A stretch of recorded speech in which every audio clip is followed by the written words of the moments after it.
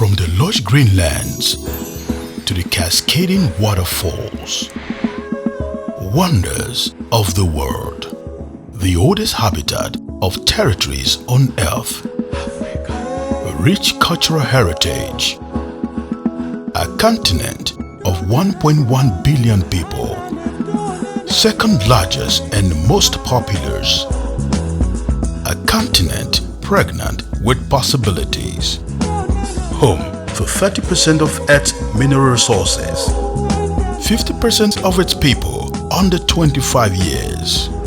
Africa, the land of the great. Our spirit resilient. Our enterprise profitable.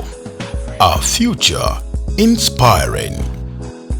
Africa is inspiring. Be inspired. It was on TV that this woman has been violated. Her husband is a big political person, so every lawyer is afraid to touch this case. She looks a bit so helpless, yet we have a law. Well, she needs to leave. She needs to leave. But how do you leave in such a scenario? Well, you know what? I think leaving is easier said than done. How do you just get up and leave, especially if you have kids and all of those things? So I think it's also to get to a point where you understand the need for you to make that decision on your own, because that's how people go away and then keep coming back. Because in your mind, you have not internalized the reasons why you need to step out of that situation.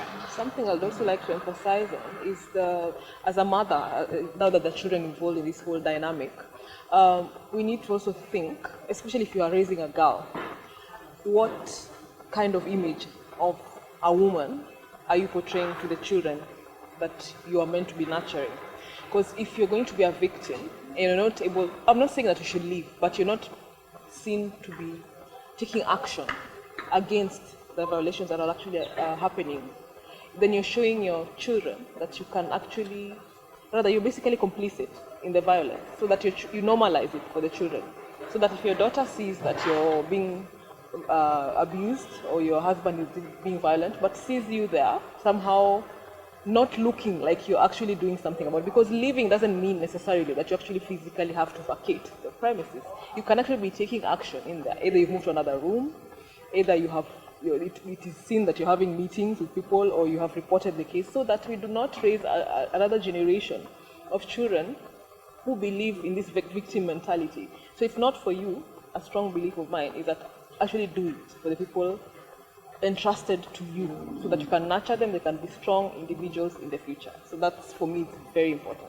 I'm glad you mentioned the issue of the mother showing the girl that by accepting the violence, that this is how women are treated. But I think also the boy child, if I stay in that marriage where I'm being battered daily, I'm showing my son that this is how men treat women. And that will be a very big challenge for my boy to grow out of that and be a good man in society. Yeah, but I think she needs to leave, even if momentarily. Because what if the guy kills her in that situation? She needs to save herself. And she may be able to move to another room. It may not be possible.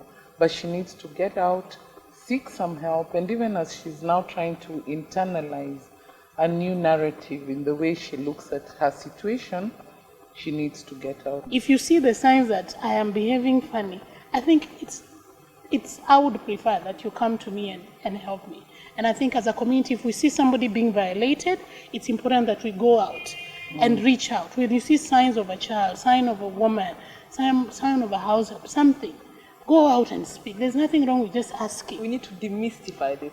It needs to stop being a secret. Yes. It needs to come out. That's right. If I am abused as Flavia, I need to be able to, as painful as it is, just admit that actually I'm a victim of domestic abuse. So that the second and third and fourth person can be able to say that Flavia came out, and Kavinya came out, Carol came out, Florence came out. And through the statistics, you actually demystify it in the sense that you see that this thing is happening. It's not a thing in the slum, in the suburbs. It's actually happening in even more decent neighborhoods. And if she got redress, if she's still alive, if she's still walking tall, it means I can also walk tall. What did she do? Can I learn from her? Can I call her? So it's actually a support group by extension. You may not know the person, but the fact that you actually see people who you can relate to in terms of how you look, where you go to, it means you can actually do it when you're a victim.